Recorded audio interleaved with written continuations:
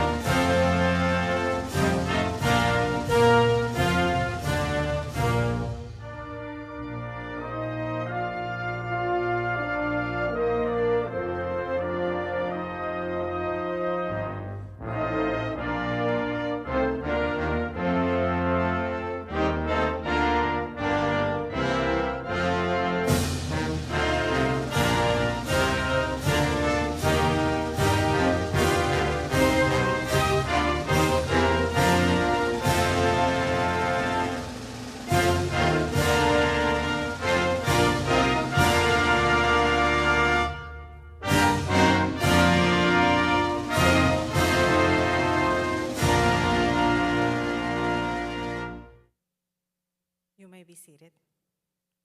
Now, it is my honor to welcome and acknowledge the distinguished authorities, special guests, and all of you present in this room tonight. Chelsea Hetrick, Public Affairs Counselor, United States Embassy in Santo Domingo.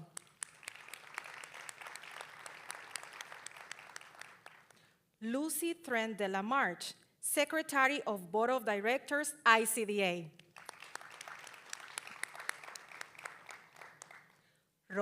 Robert Valdez, Vice Treasurer, Board of Directors, ICDA. Mari del Carmen Orizondo, Member of Board of Directors, ICDA.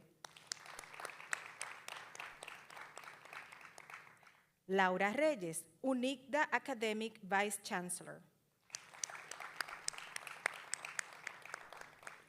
Carlans Camacho, UNICDA Teacher Development Center and Continuing Education Coordinator.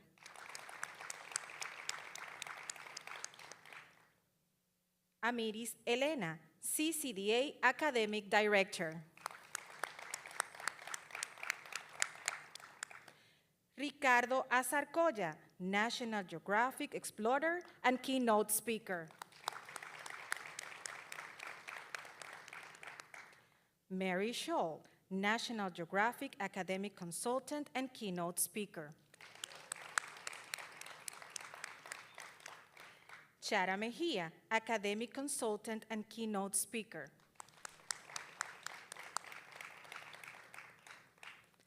We would like to also welcome some special guests with us tonight, Mr. William Little, who is the Regional English Language Officer Relo for Dominican Republic based in Panama. Welcome. And our dearest Mr. Timothy Brown, Cultural Affairs Officer for the United States Embassy in Santo Domingo. I would like also to extend a warm welcome to those joining us through the Dominico Americano YouTube channel. Thank you for being a part of this powerful synergy in English language teaching. The word synergy means the interaction or cooperation of two or more organizations, substances, or other agents to produce a combined effect greater than the sum of their separate effects. That definition could well define the relationship between the U.S. Embassy in Santo Domingo and the Instituto Cultural Dominico Americano since 1947. It is that synergy that has made possible the incredible achievements that have provided support and opportunities to the Dominican people. This event is one of those occasions where culture, language, and learning create professional learning spaces for teachers. We are very happy to be here tonight.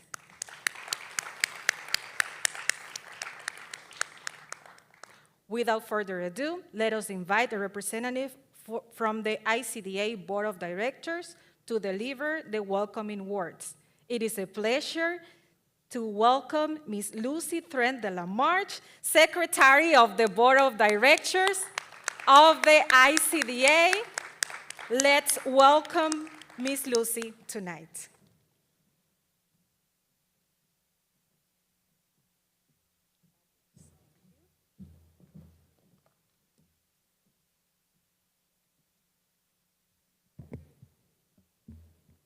Good evening. It is my distinct honor to extend a warm and heartfelt welcome to our esteemed guests, Ms. Chelsea Hedrick, Public Affairs Officer for the United States Embassy in Santo Domingo, Mr. William Little, Regional English Language Officer, and Mr. Timothy Brown, Cultural Affairs Officer. Your presence here today adds a unique and invaluable dimension to our National Conference for Teachers of English. The support and involvement of the United States Embassy in Santo Domingo highlights the shared commitment to advancing education, cultural exchange, and mutual understanding. Your presence at this conference not only honors us, but also reflects the enduring partnership between our nations in promoting linguistic and cultural diversity. A warm and enthusiastic welcome to our distinguished keynote speakers for this National Conference for Teachers of English. It is an honor to have Mr. Ricardo Azarcoya, National Geographic Explorer, Mary Scholl, National Geographic Consultant, and Shara Mejia, Academic Consultant. We are grateful for your participation, and we eagerly anticipate the wealth of knowledge and inspiration you will share with us over the course of this conference. Thank you for being an integral part of this transformative educational experience. Fellow board members and ICDA directors, welcome to a gathering of shared vision and collective empowerment. Dear English teachers, welcome to your conference. Ladies and gentlemen, esteemed colleagues, and distinguished guests, welcome. It is with great pleasure and immense pride that I welcome every one of you to this National Conference for Teachers of English 2023. A power for synergy and ELT. As a board member and a fervent advocate for quality education, I am thrilled to witness the revival of this pivotal event in the Dominican Republic. The resumption of this conference speaks volumes about our collective commitment to the professional development of English teachers across the nation. This conference serves as a beacon of inspiration, offering a platform for educators to engage in meaningful dialogue, exchange innovative ideas, and collectively address the evolving challenges within the field of English language education. In a world marked by rapid globalization and constant technological advancements, the role of English teachers is more crucial than ever. This conference is not merely a gathering. It is a testament to our dedication to empowering educators with the knowledge and tools necessary to navigate this dynamic landscape. As we embark on this educational journey over the next few days, let us reflect on the profound impact that effective English teaching can have on the lives of our students. The skills imparted in our classrooms extend far beyond language proficiency. They empower individuals to communicate, collaborate, and contribute meaningfully to the global community. This conference serves as a catalyst for excellence, fostering an environment where teachers can refine their craft and inspire the next generation of leaders, thinkers, and communicators. The significance of this event is underscored by the diverse array of speakers, workshops, and presentations lined up for you. We have assembled a cadre of experts and thought leaders who will share their insights, experiences, and cutting-edge strategies. It is our hope that these sessions will not only enhance your pedagogical skills, but also ignite a passion for continuous learning and adaptation in the face of evolving educational landscapes. I would like to express my deepest gratitude to all the organizers, sponsors, and participants who have contributed to the realization of this conference. Your dedication to the advancement of English language education in the Dominican Republic is truly commendable. Together, we are shaping the future of our nation by investing in the professional growth of its educators. Good evening, and may you all enjoy the conference.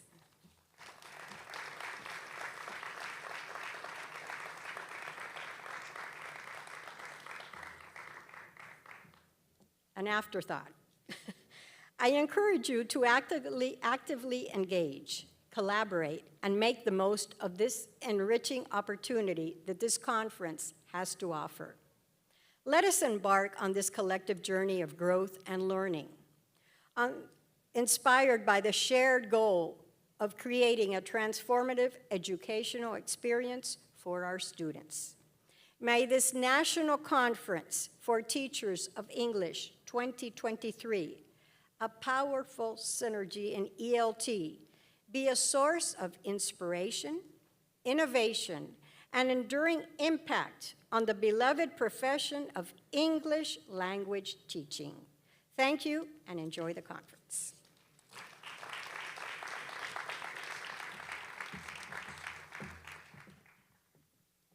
Thank you so much, Ms. Lucy, for your warm welcome and inspiring words. We appreciate the Instituto Cultural Dominico-Americano's support and contribution to this conference. Now, it is my pleasure to introduce our next speaker. Please join me in welcoming Ms. Chelsea Hetrick, Public Affairs Counselor of the United States Embassy in Santo Domingo, as she shares her remarks with us. Welcome. Welcome, Ms. Hetrick. Hola, buenas noches a todos. Yo probablemente voy a hablar en español, aunque sí. Buenas noches, estimados aliados por la educación en la República Dominicana. Es para mí un placer dirigirme a ustedes esta noche en nombre de la Embajada de los Estados Unidos aquí en Santo Domingo. Ya me siento como en familia, que ya esta no es la primera vez que me dirijo a este distinguido grupo Por eso mismo, yo voy a ser muy breve. Aproximadamente hace 20 años se hizo famosa la frase "No child left behind" en la comunidad educativa de los Estados Unidos. Traducida sería algo como que ningún niño se quede atrás. Quiero que reflexionemos por un momento en esta frase. ¿Qué quiere decir que ningún niño o estudiante se quede atrás en el contexto dominicano? Para nosotros quiere decir que para que eso pase, en primer lugar, tenemos que fortalecer el sistema que acoge a esos niños y segundo, empoderar a los actores que día a día trabajan con los niños que sí podrían quedarse atrás. Me refiero, por supuesto, a los docentes. Estas dos metas, sistemas y docentes, deben trabajar mano a mano.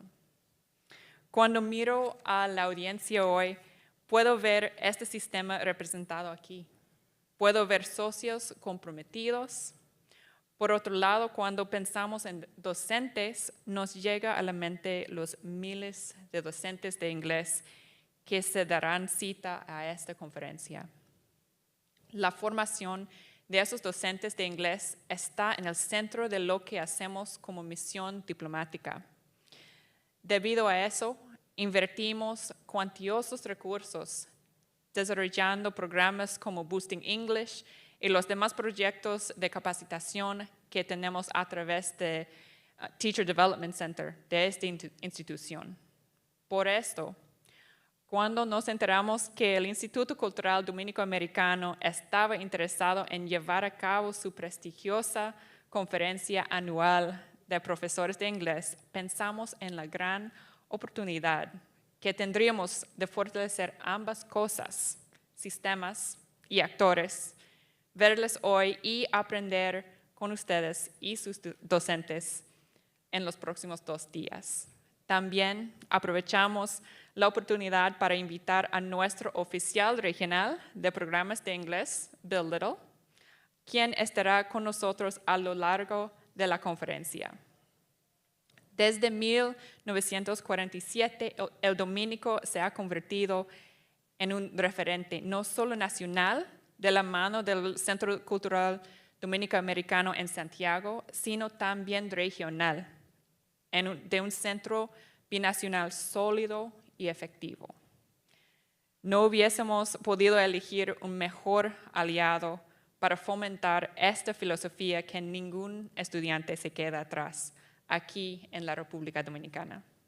Felicitamos al Dominico en esta histórica conferencia y auguramos el éxito que siempre las acompañan. Felicitamos también los equipos de trabajo que arduamente estarán a cargo de hacer esto posible. Estamos seguros que los docentes que vuelvan a sus aulas después de esta conferencia serán los líderes que harán posible que ningún estudiante se quede atrás. Muchas gracias.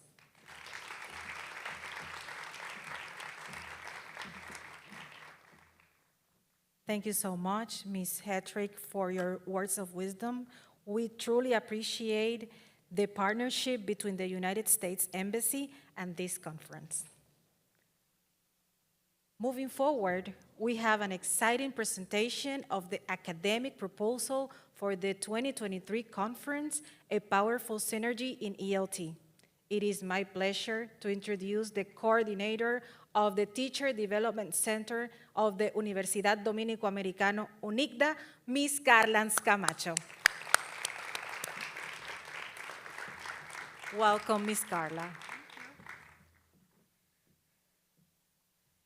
I think that seeing English and Spanish happening at the same conference also tells you about synergy, right? And how now also a lot of people that are maybe watching on YouTube have the chance to understand a little bit more of what we're doing here, right? And maybe are now excited to learn English as well, right? As well as Spanish. So honorable members that are with us today, my duty tonight is to let you know what is the concept on which we have conceived the conference for this year. So it is my pleasure to welcome you to a transformative gathering that celebrates the remarkable synergy between technology and traditional teaching in the field of English language teaching. Under the theme of Powerful Synergy in ELT, our conference aims to explore and promote the harmonious integration of technology and traditional approaches, highlighting the collective efforts to enhance English language learning. In this rapidly evolving era, technology has become an inseparable part of our daily lives, influencing and reshaping every aspect of education. As educators, it is crucial that we harness the power of technology to enrich our teaching practices and empower our students to thrive in an interconnected world. However, it is equally important to recognize the enduring value of traditional teaching methodologies that have shaped language education for generations. The conference will provide a platform for teachers, researchers, and education professionals to engage in meaningful discussions, share best practices, and explore innovative strategies that leverage technology while honoring traditional teaching principles. By blending the strengths of both approaches, we can unlock the powerful synergy that maximizes the power of English language learning. Our first principle, embracing technology and advancement. Technology offers boundless opportunities to engage, motivate, and personalize learning experience for our students. We encourage educators to embrace innovative digital tools, online platforms, virtual reality, and artificial intelligence to create dynamic and immersive learning environments. By leveraging these methodologies, we can foster collaborative learning, authentic language use, and real-world application, empowering the become effective educators in English. The second principle was amplifying traditional pedagogies. While technology enriches our teaching, we must also appreciate the enduring significance of traditional pedagogical methods. The conference emphasizes the value of face-to-face interactions, meaningful teacher-student connections, and the power of authentic materials, literature, and cultural context. By combining traditional practices with technology, we can create holistic learning experiences that instill linguistic competence, critical thinking skills, and deep appreciation for English language. On our principle 3, empowering teachers as learning facilitators. As teachers, we play a pivotal role in guiding the facilitating of our students' language learning journey. The conference advocates for empowering teachers with the necessary digital literacy skills and pedagogical knowledge to effectively integrate technology into their classrooms. By providing professional development opportunities, sharing best practices, and promoting reflective teaching, we can equip teachers with the tools they need to navigate that evolving landscape in ELT. Our fourth principle, fostering inclusive and equitable education. Our conference upholds the principle of inclusivity and equity in English language teaching.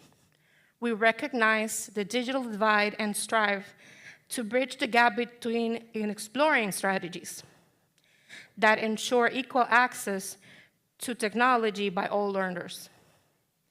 By embracing inclusive practices, adapting materials to diverse learners' needs, and promoting cultural responsive teaching, we can create a nurturing environment where every student has the opportunity to thrive and succeed. Our last principle, the fifth one, emphasizes on research and evidence-based practice. The synergy between technology and traditional teaching is an evolving field that demands ongoing research and evidence-based practice. The conference invites scholars and researchers to share their insights, empirical studies, and cutting-edge research on the impact of technology in English language learning. By disseminating research findings, we can contribute to a robust knowledge base that informs effective teaching practice and enhances students' outcomes. As we convene for this national conference, let us celebrate the convergence of technology and tradition in ELT, recognizing that the synergy holds immense potential to shape the future of English language learning. Together, we can foster a powerful learning ecosystem that empowers students to become confident communicators, critical thinkers, and global citizens. Welcome to a powerful synergy in ELT, and we hope to see you in the sessions tomorrow and Friday.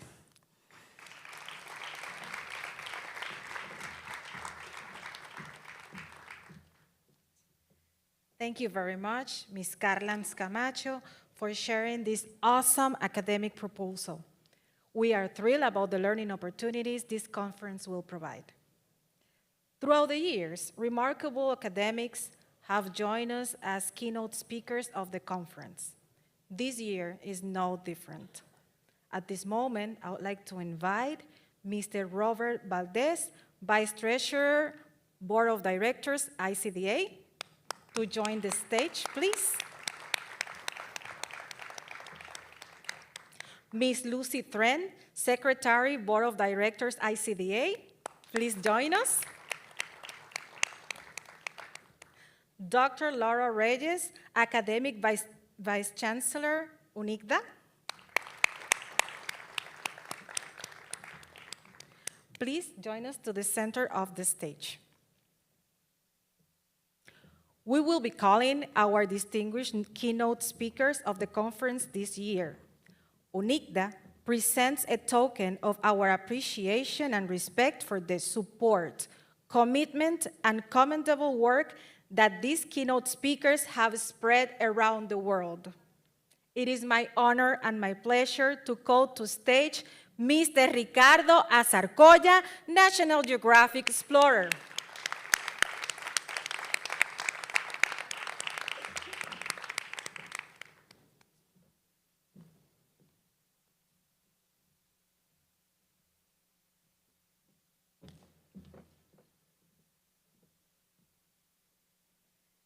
In the meantime, we're taking pictures because we're creating memories for our conference this year. And we truly appreciate the member of the board and Dr. Reyes for this moment with us.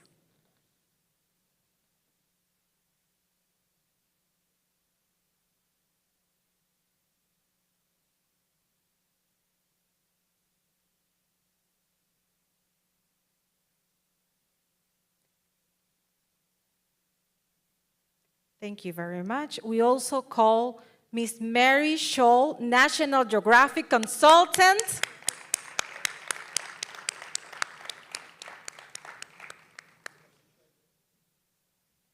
This is a way to say thank you for the contributions to the world that you've made during your lifetime.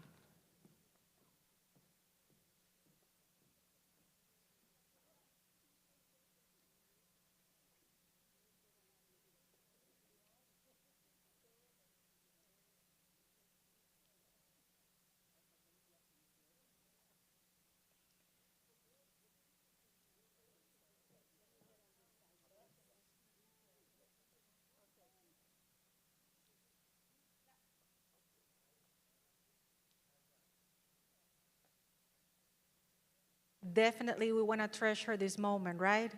And we do need that picture to have that memory with us. It is an honor to call to stage Mr. Chara Mejia, Academic Consultant. Please join us.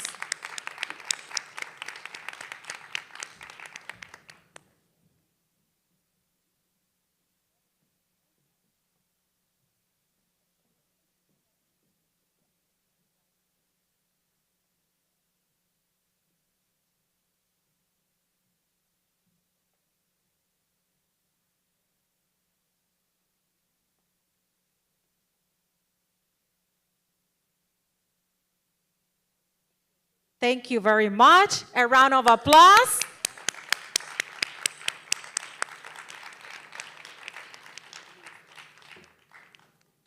We are very proud and very thankful. Thank you so much.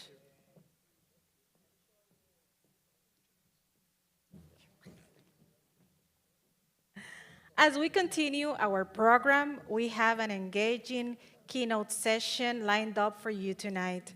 To those enjoying the program via YouTube, please stay tuned and enjoy the enriching session that lies ahead. Ladies and gentlemen, it is now time for our much anticipated opening keynote. I am delighted to present to you a renowned Nat Geo explorer, Ricardo Azarcoya.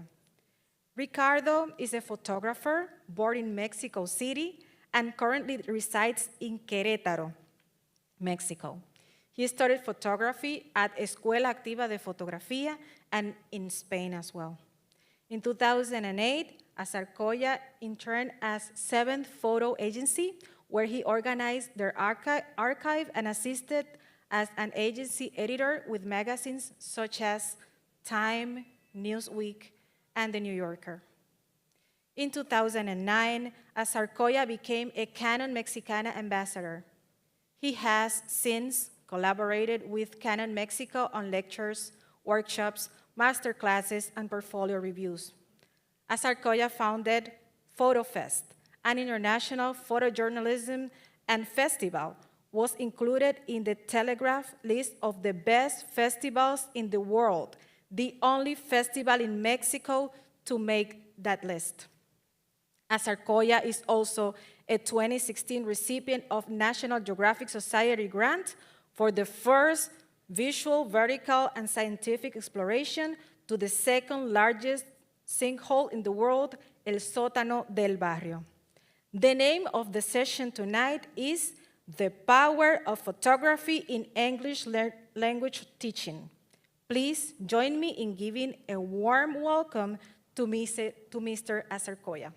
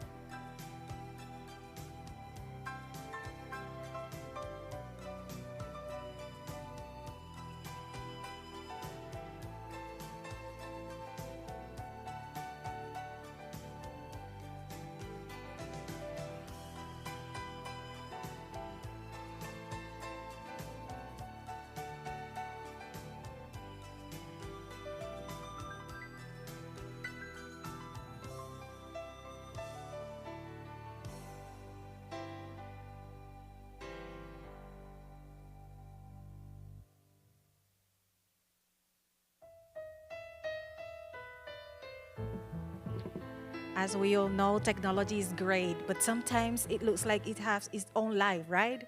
So it takes some decisions, but we accommodate to it. Let's just wait a little minute. I will assure you that it's worth it to wait for that little minute. We are really happy and thrilled to know a little bit more about Mr. Azarcoya's work throughout the world. And we are ready. There it is. Enjoy.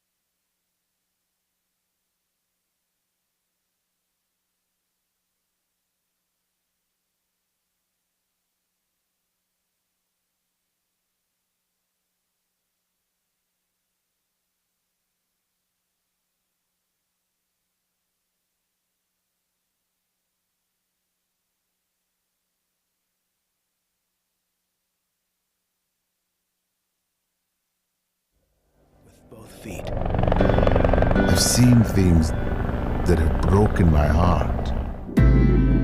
And others that filled it with wonder. I've stopped to listen. Stooped to hold. And fought to change. I've helped build peace between people and animals. And seen the spark of wonder in a child's eye. I've walked, Run. Climbed. and slogged. And now, I'm coming home.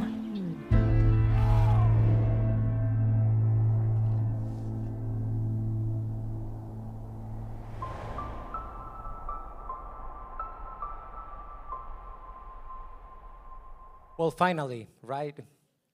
So sorry for the delay, but I think we are used to airlines, so it's okay. So thank you so much. It's my first time here in Dominican Republic, and I'm extremely happy. My name is Enrique Sarcoy. I'm a National Geographic explorer and a documentary photographer.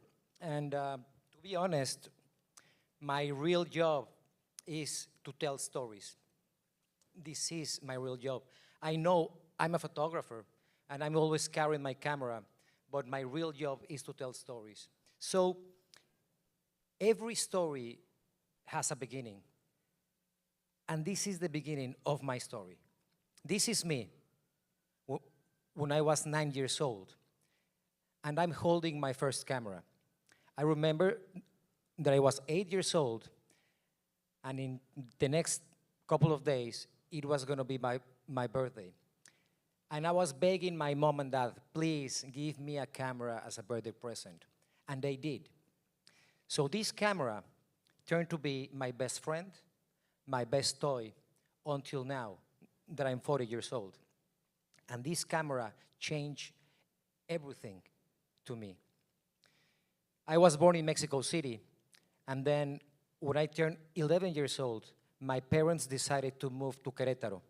It's a city, a beautiful city in Mexico, located in the center of the country, driving to the north for only 3 hours.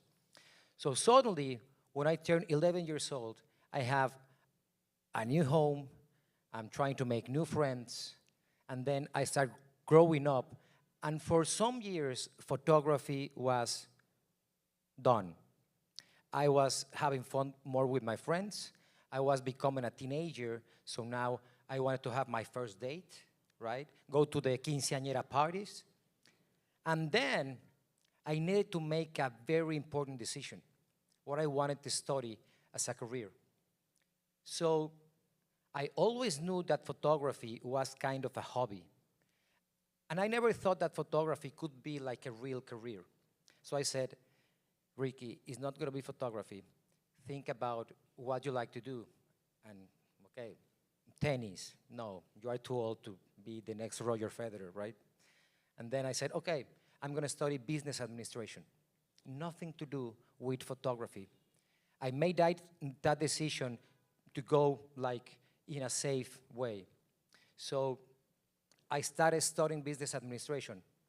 The career lasts 4 years. So I finished the first 2 years.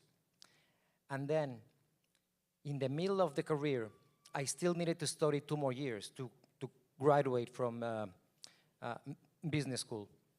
And then my parents took me, my sister and brother to Acapulco, this beautiful beach resort in Mexico to spend New Year's Eve.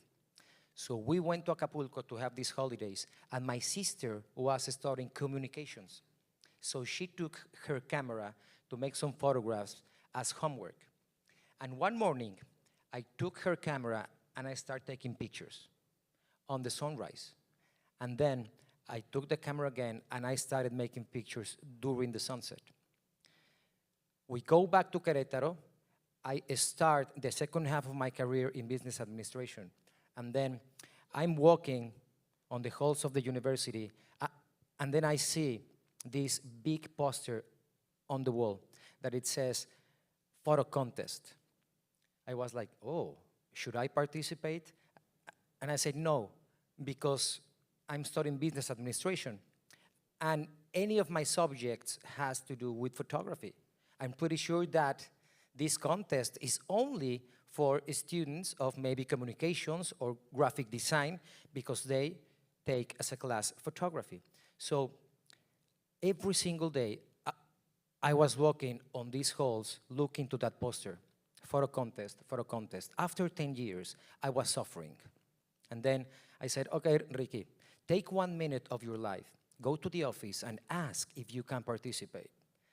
And I said, okay, it's just 1 minute. The next day, I went to the office and I asked, I'm studying business administration, can I participate in this photo contest?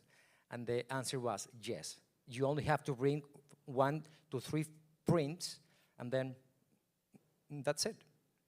So that's what I did. These pictures that I took on holidays on the beach in Acapulco, those were the prints that I was participating with. And then a couple of weeks later, they sent me an email and an invitation for the ceremony awards. So I went by myself. I didn't invite my parents, my brother, sister, my girlfriend, anyone, because I knew that nothing was going to happen, right? And then I'm in the award ceremony, and a woman takes the microphone and says, okay, welcome. And this is the moment we were waiting for. The third place is for Adriana. And then Adriana goes on the stage holding her diploma, third place. I was like, I want to be Adriana, you know? I want to be her. And the second place is Enrique Sarcoya. And I said, forget it, Adriana. You know, I'm second place, right? So now I'm on stage holding my diploma. And this is the photograph of the second place. Not very good, to be honest, you know. And the first place, Enrique Sarcoya. And I was like, what's wrong? Something is happening here. So then I go back home and I tell my mom and dad and brother and sister, hey, I won a photo contest. And then they said, it was like an intervention. They said, okay, Ricky, forget about business administration, you know. That's not you. You have always loved photography. Why don't you start studying photography? And my mom and dad said, as you know, you have to make your own decisions. But our advice is don't quit business administration because you are very close to finish that career. And at the same time, you should start studying photography. We will make a big effort to be able to pay, you know, 2 fees, and then the fee of the university of my sister, the fee of the university of my brother. You know, we were very lucky. And then I studied photography, and this is how I became a photographer. I found photography, and photography found me. And in these last 22 years, what I've learned about photography is that it's always teaching me something. Photography has become my mentor, my teacher, my professor. Is always shaping my life, and it's always sending me like messages, trying to make Ricky the best version of himself every single day. So the first lesson that photography gave me was this one, the minute that changed my life. Because I was looking to this poster every single day, walking on the halls of the university. So now I will never go back home with any doubt. If I don't have the information or know something, I will ask you. I will ask. Because you can change your life in 1 minute. And that was one of the biggest lessons I received from photography. And then, this is very interesting. I never imagined that in the next 20 years, my camera and photography was going to let me document John Paul's II funeral in the Vatican City in Rome. I never imagined that I was going to be traveling to the mountains in Coroco in Bolivia to photograph these little boys at school. I never imagined that photography was going to let me document and tell the stories of these 4 little boys who live just 45 minutes away from my home, my apartment, and they have no access to education, and they have to work in constructions, carrying rocks to make some money to take home. I never imagined that I was going to be photographing in Chiapas, Mexico, the elders, in one of the poorest communities of Latin America. I never imagined that I was going to be photographing the Lacandones in Chiapas, the Maya Lacandones. This was one of my biggest dreams in life.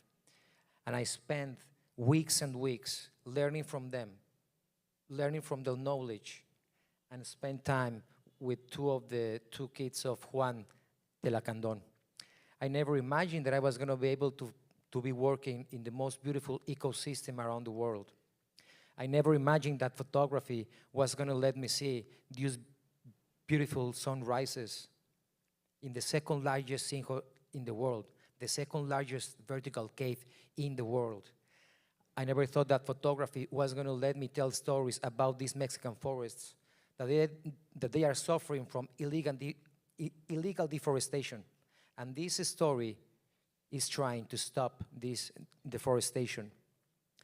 I never thought that I was going to be able to travel with National Geographic expeditions in 2018, all around Peru, trying to find these women that every single day they are fighting to keep alive the Inca traditions. I never thought that photography was going to let me go to the end of the world, the tip of the continent, following the steps of 4 amazing Argentinian biologists very close to the Antarctic, trying to find for the first time in history the southernmost sea lion colonies in the world. I never thought that photography was going to let me tell stories during the pandemic and the lockdown. A lot of families and people during the lockdown, they let go their pets. They were abandoned. This is Tintina, and this is Tyson. 2 dogs abandoned by their owners. These dogs were walking by themselves on the streets. They both were hit by cars. They both lost one of their eyes. When I shared this story on my social media, we needed less than 24 hours to find them a new lovely home. I never thought that I was going to be able to photograph fade all around Latin America and listen to the deepest stories of the people. I never thought that I was going to be right now photographing the last generation of mercury miners in Mexico. I never imagined that my camera was going to take me to the Patagonia to photograph the story of different glaciers, to send out a message to the next generations that these glaciers are the reserves of the 75% of the fresh water in our planet. And just this year, I was able to photograph the stories in Florida from the Everglades that are suffering climate change. And then I traveled to the north of Nevada to find these Mustangs, these wild horses, because every time they are losing territory because of the human pressure. And just a couple of weeks back, I was able to see the release of the Mexican caray turtle. This turtle is endangered. It's almost going to be disappeared. And these incredible biologists are working day by day to preserve this Mexican species. And this is a baby turtle running home. So, as you can see, it's been quite interesting the last 20-something years. And I feel like very, very lucky. But one thing I needed to understand, and especially as a storyteller with Nat Geo, is that it's not enough to be a good photographer. Because the main goal of any photographer is to make beautiful pictures, powerful. But the true power of photography is not that for me. I was very lucky to be able to talk with one of the most amazing photo editors in the world, like 5 years ago. Her name is Alice Gabriner. And she was looking to my photographs, and she was saying, "Hey, Ricky, this is great. The composition is powerful. I love your style." And she said, "But I need something else. You're not making me feel anything." And then I understood that photography is not how it looks, it's how it feels. And from that moment, I promised myself that I was going to be using photography in the benefit of others. So this is why every single story I'm shooting is in the benefit of others.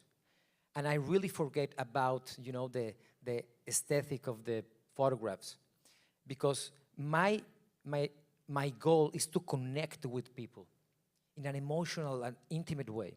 It's the only way to make us think and then change. I'm convinced that my real job is to photograph the stories in the outside to make us look inside. And this is why I think photography is so powerful when I do these presentations for younger generations. Because I think we are shaping them to become maybe one day the next generation of Nat Geo explorers. So I'm going to share some of the stories I've done in the last years.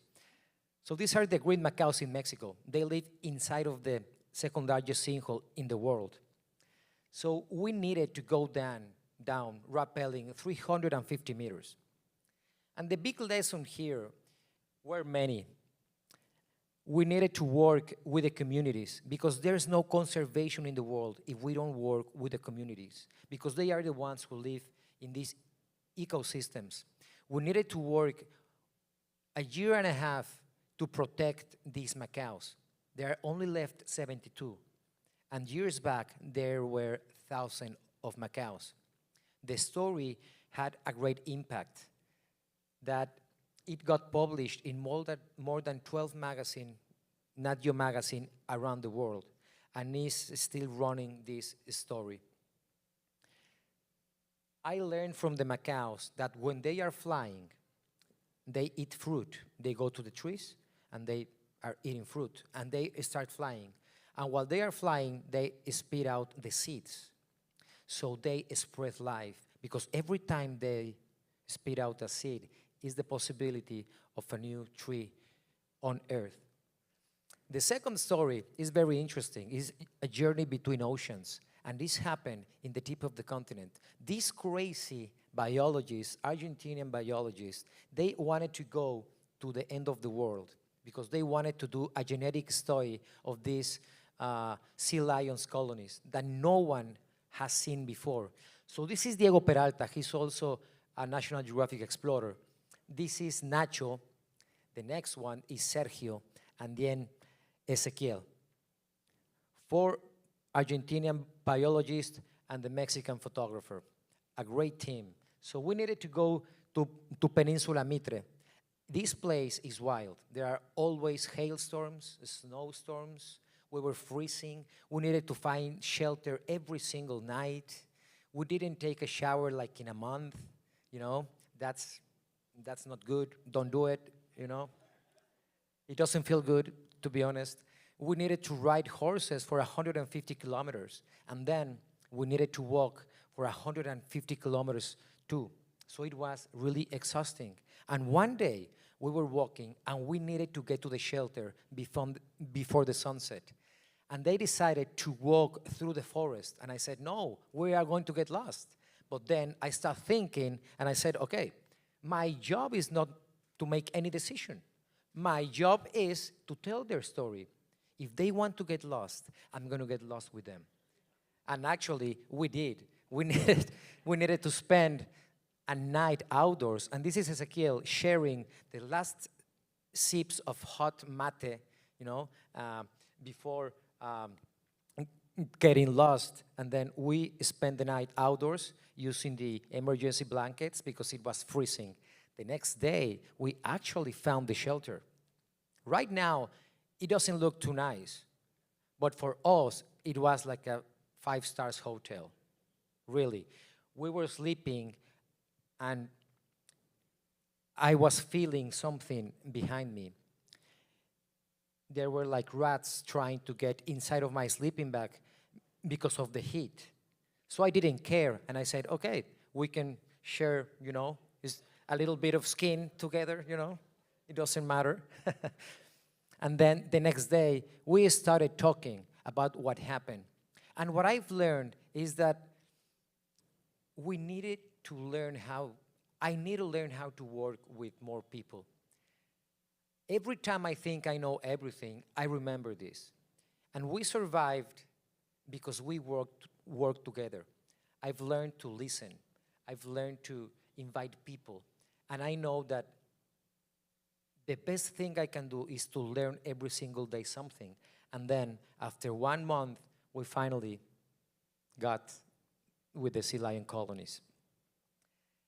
And then this story is going to be published in Latin America in a couple of weeks. This was published in National Geographic like a couple of months ago. And this is the last story I got published. and the name is Jaguars Between Farms. And they published the story for the United States, Canada, and Europe. And in a couple of weeks, it's going to be out for Latin America.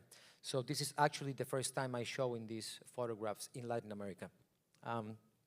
So I have a very good friend of mine. He's my tocayo. He has the same name. His name is Ricardo. He's Panamanian, and he's a biologist, and he worked with jaguars.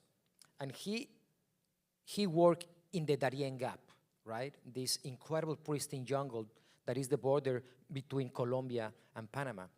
And he has been trying to capture a jaguar for the last 25 years with no luck. He has invited a lot of biologists, veterinarians, and every single year they put around the jungle like 30 traps, and they still haven't captured a jaguar because they want to put a tracking collar around the neck of the jaguar to know about the migrations and then know why they are dying, because there are a lot of illegal hunting. So he said, hey, Ricky, come to Panama so you can join the team and maybe you can document my project, and maybe after 25 years we are going to be lucky to have a catch. And I said, of course I can go, okay? So I went to Panama, and the first 2 weeks we were walking 12 hours a day, all the jungle. And then the biologist, another Nat Geo explorer, Antonio de la Torre, he's an expert capturing jaguars. So he decided where to locate the 27 traps. So we were extremely tired walking 12 hours every single day. And they were finding prints and hair and everything. So the next day at 4 a.m., we got the first catch in the history of Panama. Ricardo, my friend, he was crying. He was, Ricky, I'm 40-something, you know. I started this when I was in my 20s, and this is the moment that I, was waiting for. He was crying. It was incredible to be with him in that moment. And then we go back to the camp, and they were celebrating. Instead of having breakfast, they were having beers, And then at 7 a.m., the second catch. We captured 2 jaguars in less than 5 hours. It was incredible, and Ricardo was crying a lot. This is the main photograph of the story because it looks the jaguar in a very delicate position, and the 3 Nat Geo explorers like carrying the jaguar to put the tracking collar around the neck that you are going to see right now. There it is. So this was a female jaguar, and she was expecting, she was pregnant, she was waiting for baby jaguars. So that was good because the biologist said that the number of males and females is in balance, and that's good for the jaguars. So this story, for example, I've learned that I have never worked with jaguars. We spent 2 months living in the jungle, 2 months no shower, 2 months, and sweating all day. And but I've learned that I cannot be afraid. And this is one of the biggest messages I send out to the students. Is like I've learned that every single day in front of me there's a line, and I call it the line of fear. And it's my decision every single day to live my life in front of that line or behind the line of fear. And I've learned that living behind the line of fear is stress, is anxiety, is depression, is questions without answers. When you make a step in front and leave behind the fear, everything is happiness. Here are all the answers. Because a lot of people is always asking me, hey, Ricky, how hard is to become an Nat Geo explorer? Not that hard, to be honest. I just did what I needed to do every single day.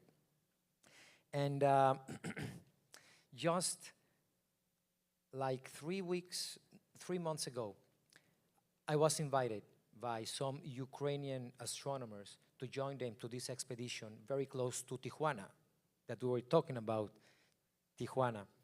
And very close to Tijuana, you can find this beautiful desert.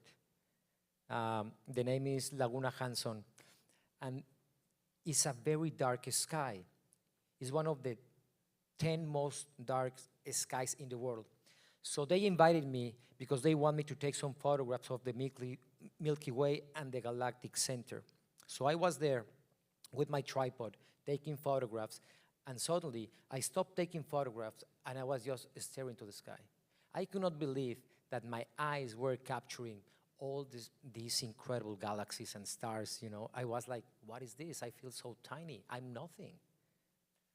And then Pavel, an Ukrainian astronomer, like 2 meters tall, he approached me and he said, hey, Ricky, what are you doing? Are you okay?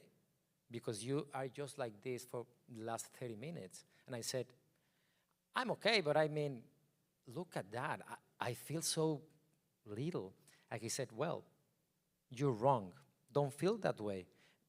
Because he said, the structure of the human body, the 4 elements we have in our body, it's oxygen, nitrogen, hydrogen, and carbon. And he said, while you are looking into the sky, all the stars and all the galaxy, all the universe, there are a lot of elements and atoms. But the main 4 are the same: oxygen, nitrogen, carbon, and hydrogen. And he said, so it is true, Ricky, that we are dust of stars. You don't have to ask the universe for anything. You don't have to ask for your dreams or good luck. You only have to look inside, because the universe is inside of you. We are built with the same elements. When he was telling me that, and I was looking to this sky, I was like, this is incredible. I cannot believe that I never read about that. So this is one of the things that the Lacandones told me. They believe that the creation of the universe was made because the god Hachakyum, the god of the sun, came down to the earth because it was too dark. And then he planted the stars and the trees at the same time. And he used the same roots to plant the stars and the trees. According to the Lacandones, this is why we are all connected, because we share the same roots in the sky and on earth. So this is why I think, and I love to believe that the power of photography is also the magic of education, because I'm also trying to teach photography to a lot of photographers and students. And every time I teach, I share them stories like this.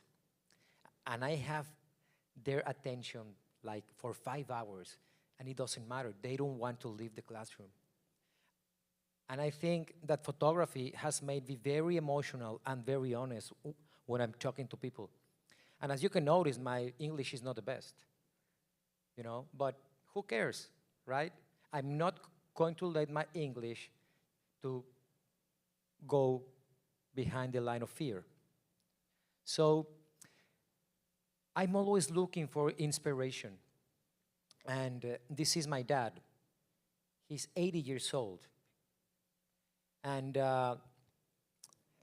one of my favorite moments from Monday to Thursday is to go and work out to the gym with him. We drive together, and then he's 80 years old and still working out, you know. So I see my dad working out, having fun. He feels like a 30-year-old guy, you know. And then when I start complaining, it's like, Ricky, what are you doing, right? This is my dad just 3 years ago, when he was 77. He's presenting his thesis. He just started his second PhD. He wants to study one more. And sometimes I feel in my 40s like I cannot live anymore, you know. Everything is a disaster. And then I see my dad studying, making exercise, loving life. And I said, Ricky, no excuses, please. And then I see this photograph. My mom and dad, 60 years together. And they have been really my biggest inspiration because they never told me what to do or what not to do. They always said, keep going, move forward, do whatever you want, right? And this is why I love to share these messages. So who would have thought that this little boy from 9 years old, years later, was going to become a National Geographic explorer? I didn't. So right now, I think my last message is for all the teachers and professors out there, because of them is that a lot of young people, not just in República Dominicana or Latin America, but all around the world, teachers and professors, they are shaping lives. They share their knowledge, they share their love, and teachers and professors, they also have a personal life, and sometimes they are sad, and sometimes their loved ones are sick, but they still go to the classroom smiling, trying to give knowledge and love to students. Because last week, I had an interview, and they asked me about success, and I said, well, my definition of success is that my success is not all mine. Maybe it's 50%. The other 50% of my success belongs to my mom and dad, to my brother and sister, and especially to my teachers and professors, to all my mentors, to all the people that gave me the first opportunity. To think that my success is mine, I think, for me, is a big mistake. Because we all share experiences with people. And I think 50% of my success is because of my teachers and professors and my mentors. So I want to thank you all, and I want to thank all the teachers in República Dominicana and around the world. This is not a border or a frame. It does not bind us or limit us. It is a portal, an entrance to the whole world. Every place, story, and passion lies right through there. This is where explorers and innovators go. This is the threshold of the next chapter of humanity. Join us. And together we will do more than see the world. We'll change it.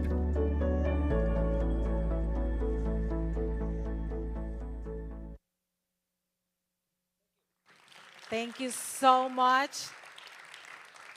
Thank you, Ricardo, for sharing your story with us tonight. We will remember that line of fear. We've been there so many times. Thank you for reminding us tonight that we should always take that step. We have gained valuable insights into the influence of photography in English language teaching as well. As we approach the end of this remarkable event, I would like to express my deepest gratitude to all the speakers, participants, sponsors, who have made this opening ceremony a success. Thank you so much. And thank you all for being here tonight. On behalf of the organizing committee, I invite you to join us for these sessions tomorrow, Thursday, November 16th, in Santiago at Centro Cultural Dominico Americano. Thank you. And this Friday, November 17th, in Santo Domingo Hotel Catalonia Convention Center.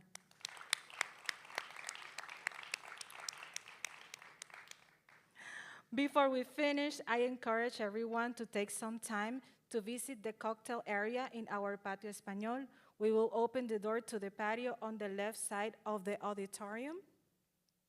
It is an excellent opportunity to network interact with our presenters and sponsors, and continue the conversation sparked by today's event. Ladies and gentlemen, with a sense of accomplishment and gratitude, we have reached the conclusion of the opening ceremony of the Annual Conference for Teachers of English 2023, A Powerful Synergy in ELT.